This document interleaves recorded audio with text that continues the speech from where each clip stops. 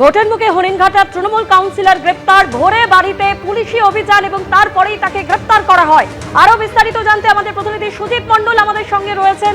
সুজিত, তৃণমূল কাউন্সিলরের বিরুদ্ধে কি অভিযোগ, কেন তাকে গ্রেপ্তার করা হলো?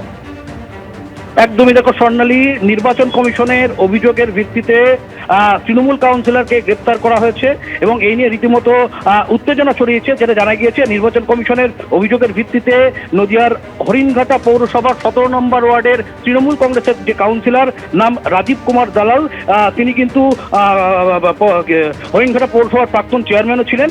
তাকে আজ সকালবেলায় কল্যাণী থানার পুলিশ তার বাড়িতে যায় এবং তাকে কিন্তু প্রথম অবস্থায় ধরে নিয়ে আসে, আটক করা হয় এবং পরে তাকে গ্রেপ্তার করা হয়। এবং এই নিয়ে কিন্তু তৃণমূল কংগ্রেসের তরফ থেকে যেটা দাবি করা হচ্ছে যে নির্বাচন কমিশনের অভিযোগের ভিত্তিতেই তাকে গ্রেপ্তারি করা হলো, কিন্তু কি কারণে তাকে করা হয়েছে এখনো তা কিন্তু স্পষ্ট নয়। এবং দলের তরফ থেকে কিন্তু যেটা অভিযোগ করা হচ্ছে যে কোনো রকম নোটিশ ছাড়াই তাকে কিন্তু তার বাড়িতে তল্লাশি চালানো হয় এবং রীতিমতো হ্যারাস করা হয় এবং তাকে গ্রেপ্তার করা হয়েছে।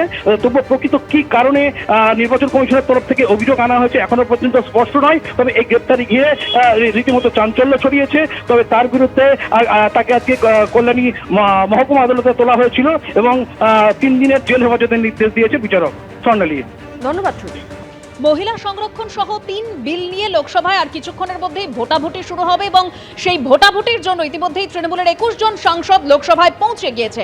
আরো তথ্য আমরা জানবো আমাদের প্রতিনিধি বিজেন্দ্র সিংহর কাছ থেকে। বিজেন্দ্র,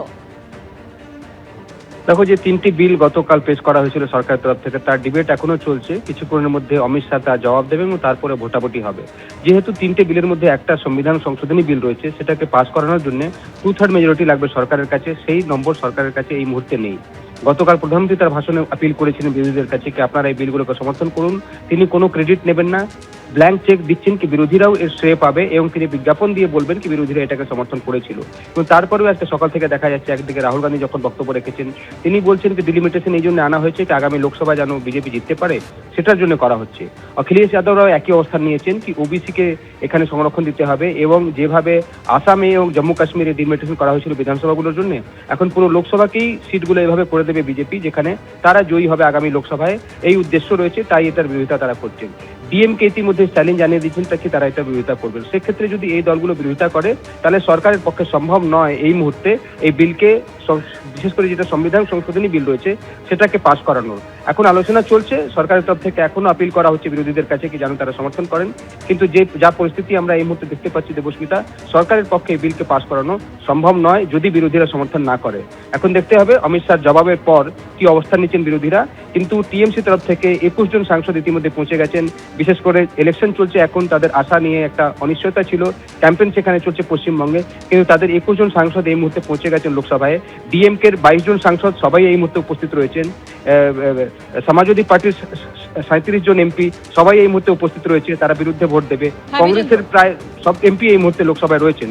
সেক্ষেত্রে সরকারের ক্ষেত্রে এই বিলকে পাস করানোর সম্ভাবনা কম রয়েছে। এখন দেখতে হবে অমিত শাহ কি প্রতিশ্রুতি দিচ্ছেন বিরোধীদেরকে এবং ভোটাভুটিতে অংশ নিয়ে বিরোধীরা কি অবস্থান নিচ্ছে।